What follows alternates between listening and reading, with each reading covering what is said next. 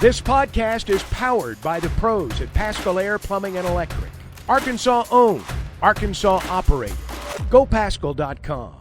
What a great game. A lot of pitching, some decent defensive plays, and just, I don't know, it just seemed like both teams just kept getting out of jams. And, I thought our pitching staff was amazing again. Started with Hagan, who gave us 6 really good innings, got into a little bit of trouble and then got out of it. Bases loaded.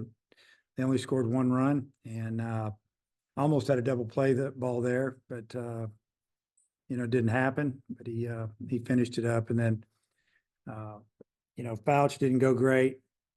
Gave up a 2-strike hit, and then obviously hit someone when he was going to bunt, and brought in Gabe Gackle, and he put out the fire. Got through that that inning with no damage, and gave us 2 2/3, struck out, I don't know, 5 or 6 hitters, and just pitched great through 42 pitches. And we felt like that was good. He was getting ready to go through their lineup again. We thought we'd just go with the left-on-left matchup, put the game-winning run on first, and the left-hander came in and did a great job. So, super job. Go ahead, Hutch. Dave, a theme for y'all all year has been responding when the other team scores. There. Can you hear me? We got you now. Okay. Dave, a theme for y'all all year has been y'all's ability to respond, and you did it again with a couple of runs in the 6th. Just what was your perspective of that 6th inning, and what is it about y'all that y'all are able to respond the way y'all do? Yeah, I mean, that was big. We gave up a run, could have been more. Great job like I said, by Smith, just getting through it. And I don't know how leadoff man got on, and then we think we got a hit by pitch. I don't know exactly what all went down, but really, really good bunt by Holt. It was just going to be a sacrifice, and he laid a beauty down and beat it out and kind of got pulled off. The grass was really wet from about the 5th inning on. The grass was super wet, and water was coming up, and third base probably didn't get a great grip on that, but I don't know, proud of the way they found a way to score. Things weren't going our way. I mean, we left 14 runners on tonight, got 4 hits. Carolina got 4 hits, and but we got a big sac fly, and I think we scored on a wild pitch. And I mean, we were so close to breaking the thing open like 3 different times. Just needed one big hit, something to drop, and it never happened. And we found a way to hang on. So, but that was a great response there in the 6th after a tough 5th inning. And Hagan, I think 5 walks, I think, is a season high for him. And South Carolina leads the country in walks. Just what makes South Carolina so tough? And was that just a matter of South Carolina's approach, you think?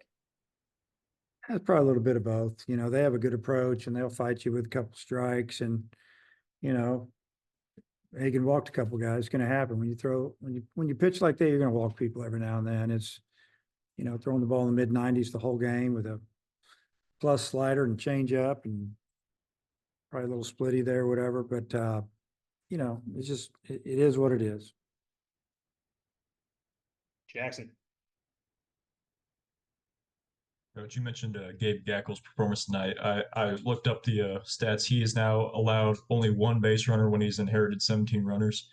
Just how has he been so calm going up onto the mound and working around runners on base? Well, you hit the nail on the head. He comes into the game with a little bit of calmness to him, and I think he's probably calm because he knows how good his stuff is, and he trusts it, and he just attacks. And they got to figure out how to hit a pitch that's 96, 97, and he dumps a slider in there. Got a really good changeup that lefties have a lot of trouble with, and he's confident. He's good. Daniel. Hey, Coach, I want to come to play where the run scored, I think in the 5th, where, it was a deep ground ball to short. Just how have you seen Wahiba's defense, especially in that moment, kind of? I mean, that was a huge play that, maybe people forget about. I mean, he went over there backhand and threw that ball, used that wet turf, and it skipped over to first and got him by less than a half a step. And, if he beats that out, it's easy for them to score 2 runs, 3 runs, but, Hagan was able to get through it, but that was a great play. I mean, Haven's done a great job defensively. I mean, he's steady Eddie, not super flashy, he just makes plays. And I guess how good is it to keep the defense while the hitting is kind of slowly coming around? Well, the defense has been solid all year. Pitching's been solid all year. The offense obviously has been up and down. We've been able to create innings.